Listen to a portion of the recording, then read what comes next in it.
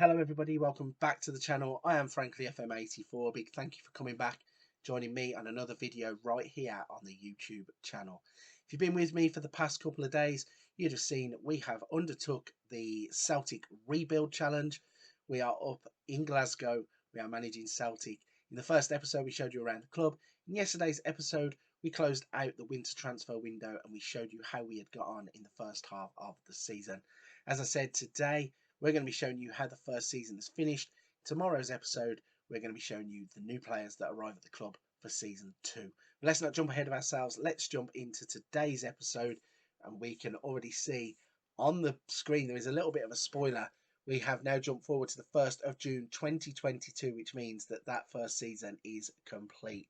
Let's jump to the competitions tab and let's show you how we have got on in terms of the Premiership. Looking at the league table, you can see we have won the Cinch Premiership at the first time of asking, and we have absolutely dominated the league. We have gone and absolutely obliterated everybody, finishing 16 points ahead of Rangers. But we're going to come back to that in a minute. We will go through all the other things first. But let's have a look across the other parts of this tab. Played in a friendly cup, or we haven't, that starts soon. UEFA Champions League, we got knocked out on the pathway. We got knocked out in the pathway of the Europa League. We then got knocked out in the second round by Lyon in the Europa Conference League. So in terms of competitions in Europe, we have a lot of improving to do. In terms of the Scottish Cup, we ended up winning that. Let's see who we beat in the final. We beat Hearts 3-0 in the final there. So the first 2 trophies now in the cabinet, and Hearts knocked us out of the Premier Sports Cup. So before we jump in and show you the schedule and how we got to the point of winning the league, let's run through everything else at the club.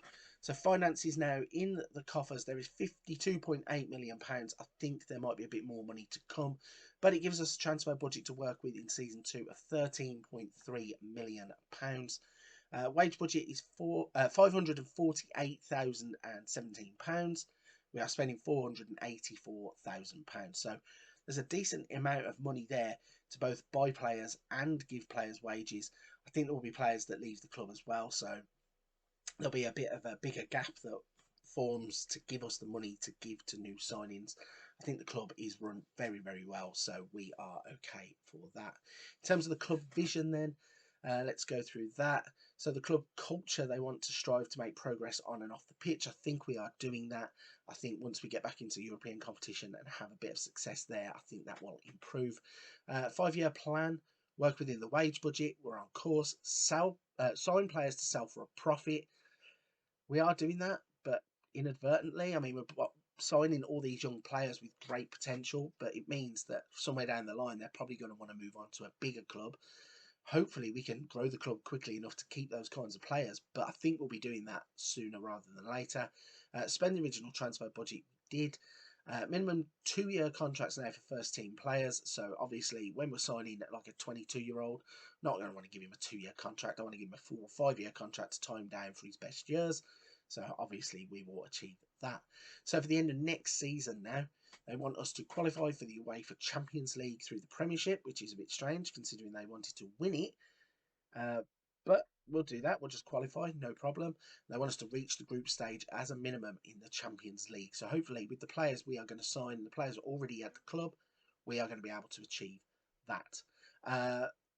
Our contract then needs renewing at the end of next season. And going forward, they want us to win the Premiership and win a domestic cup, which is achievable. And then going forwards, continue to win the Premiership. So Celtic's board are quite reasonable. Nothing over the top there. Everything should be achievable if we do the right things. So let's have a look at the schedule then. Yesterday, when we left off, we were at, where were we? I think we were around the Rangers game at 4-0. Yeah, I think we're just beaten Dundee 4-0 maybe. But then we went on a really good run of form. Motherwell we beat 3-0. Aberdeen 2-0. Partick Thistle got a walloping 6-0. Goals from Lazaro, Abeda, Juranovic and Furuhashi. Dundee got walloped 7-0. Again, Lazaro, Furuhashi, Chavi Simons, Turnbull, Bitten and Craney scoring their own goal. We beat Hibs 4-2, beat St Mirren 3-1, beat Livingston 7-0, goal from Lazaro, Starfelt, Juranovic, McGregor and Xabi Simons. We then stumbled across Lyon in the Uefa Conference League second knockout round first leg, lost 4-1 away from home, which was disappointing. 5-1 victory though against St Mirren was followed by a 3-1 victory in the home leg. Just didn't do enough in the away leg to keep ourselves alive in the competition. It was really unfortunate because we piled the pressure on. Obviously got the third goal in the 92nd minute. Didn't really leave ourselves enough time to go and get a fourth. But we had a good go at it, so there is hope there for the European competitions. We then drew with Ross County again, 2-2. Every game we play against them seemed to be a draw. We then lost to Rangers 1-0. Kemar Roof getting the goal there. St Johnstone we beat 5-2. Inverness we beat 5-0. And then we beat Rangers 2-0. Goal from Furuhashi and Juranovic there. We then finally beat Ross County 3-1. We drew 1-1 with Hearts. Lost strangely to St Mirren 2-1. Taylor getting himself sent off. We then beat Aberdeen 2-0 in the final game of the Premiership. Goals from McGregor and Juranovic. And then we beat Hearts 3-0 in the Scottish Cup final with goals from Furuhashi, Juranovic and Turnbull. So back to the Premiership then. Let's have a little look at that again in a bit more depth. Looking at the league table across the season, played 38, won 29, drew 5, lost 4, a goal difference of 94 and points of 92. We really played some brilliant football at times, and as I said, we left Rangers so far behind. Considering we were media predictions finished second, we have obliterated the league. We have a 20-point gap back to Hearts in third place. Player stats then. Let's have a look through some of these. Most goals, Alex Samuel, 19 goals across the season. We do have Furuhashi and Turnbull in the top goal scorers, 15 and 14 respectively. Most assists went to Josip Juranovic, our right back. Pretty interesting stat. 17 assists from 30 appearances is an amazing number. We also had O'Reilly, McGregor, Jota, Maeda and Furuhashi on the board, so lots of assists coming from our own team. Most shots, Kevin Nisbet, he had 138 shots, from 33 appearances, scoring 13 goals. We only have Furuhashi there on the bottom of the board with 90 from 31 games and 15 goals there. Most player of the match awards went to Barry Mackay. He got 9, but Juranovic got 7. Most key passes went to Mackay as well, but Juranovic was right there on 138. We then have most tackles won. 97 went to Jake Carroll. Juranovic and Hattati are on the board for us. Josh Doig made most dribbles, 137. That's an impressive amount of dribbles. Most clean sheets went to Joe Hart with the Golden Gloves. 20 clean sheets in total for him.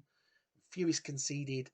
Sean McDermott playing for Rangers. Alan McGregor playing for Rangers. They made 36 appearances between two goalkeepers, and Joe Hart made 36 appearances on his own. Only conceded 21 goals in 36 appearances. Maybe I was wrong about him retaining that Premier League ability. Shots on target per 90 minutes. We have Turnbull. Tackles per 90 minutes, nobody. Team goals, Joe Hart 113, Callum McGregor 110. Goals per 90 minutes, Turnbull 0.65. Games won, both Abeda and Hart with 28. Turnbull in XG per 90 minutes of 0.63. Starfelt most yellow cards with 12. And then Lazaro, average minutes per goal 105.73, only behind Kemar Roof. Quite interesting. So a great start then to the rebuild. We've won the league by a massive 16 points from Rangers, 20 points from Hearts. We have the Scottish Cup in the cabinet as well. So a double in the first season is a great way to start. Let's have a little look at the squad and the assistant report and see where we need to improve going forwards then. Assistant now thinks that Hart, Hattati, and Noga, Starfelt, Juranovic are our best centre-backs, or our best back four and goalkeeper. McGregor, O'Reilly and Turnbull are our best midfielders. Manelo and Abada as the wingers, and Furuhashi up top. So a bit surprised that Lazaro doesn't get in there. No Xabi Simons in there either. But I think as a squad we have developed, the depth in the squad now is a lot better if we go and look at that too. Goalkeeper's still the three, but we've got Juranovic, Hatati, then we've got Julian, Starfelt, Noga. We have got Ralston and Welsh at right back. So maybe wing backs are another player light. Maybe we could go and improve there. In terms of defensive midfielder, we seem to be sound there. We've got McGregor in all three midfield positions as the best player. He's also the second best player playing out wide. Surprised he's not second best player up top as well. But I think that is where we are a little bit weak.